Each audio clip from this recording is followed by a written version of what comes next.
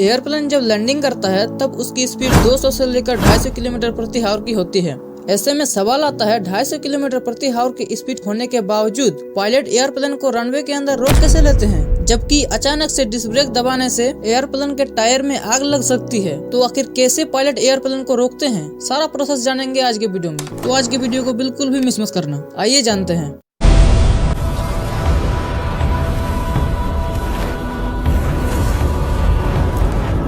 Let's start. Pilot airplane को रोकने के लिए 4 तरह के ब्रेक्स का इस्तेमाल करते हैं, जैसे कि spoiler, flap, engine and disc brake. ये चारों मिलकर एक एयरप्लेन को आसानी से रोक सकते हैं बिना किसी नुकसान के। और अगर कोई गलती की तो आप समझ सकते हैं। ये सब तो ठीक है, लेकिन ये चारों काम कैसे करते हैं, एक एक करके समझो।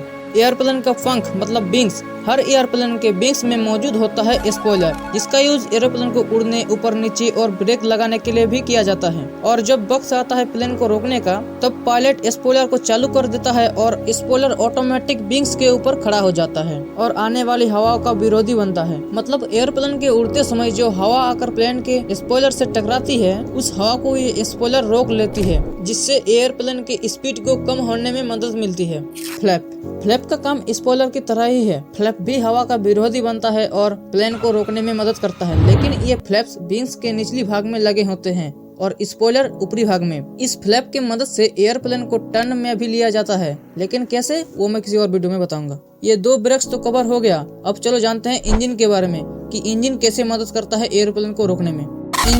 इंजन के ब्रेक को जानने से पहले जानो कि इंजन कैसे मदद करता है एयरप्लेन को उड़ाने में। इंजन के काम करने का तरीका न्यूटन के 3rd लॉ ऑफ मोशन में आता है। For every action there is equal and opposite reaction. इसका अर्थ होता है, अगर एयरप्लेन के इंजन से निकलने वाली एग्जॉस्ट गैस राइट साइड की ओर निकलता है, तो न्यूटन के अनुसार एयरप्लेन का मोशन ऑपोजिट साइड होगा, मतलब लेफ्ट साइड होगा। इसी वजह से इंजन मदद करता है एयरप्लेन को उड़ाने में। और इसी बात को ध्यान में रखकर इंजीनियर्स ने निकाला रिवर्स थ्रस्ट, जिसका इस्तेमाल ब्रेक लगाने के लिए किया जाता है। इंजीनियर्स ने सोचा होगा कि इंजन को रिवर्स में लिया जाए तो इंजन का एग्जॉस्ट गैस लेफ्ट साइड की तरफ निकलेगा और एयरप्लेन राइट साइड जाना चाहेगा। इससे ज्यादा कुछ नहीं, एयरप्लेन का स्पीड कम होने लगेगा। ये रिवर्स थ्रस्ट ज्यादातर लैंडिंग के समय ही यूज किया जाता है, क्योंकि रनवे पर कोई भी ऑब्जेक्ट खींचकर आ सकता है और इंजन के फैन को नुकसान पहुंचा सकता है। इसीलिए पार्किंग के समय डिस्क ब्रेक का यूज किया जाता है। डिस्क ब्रेक कार में जैसे डिस्क ब्रेक लगे होते हैं, वैसे ही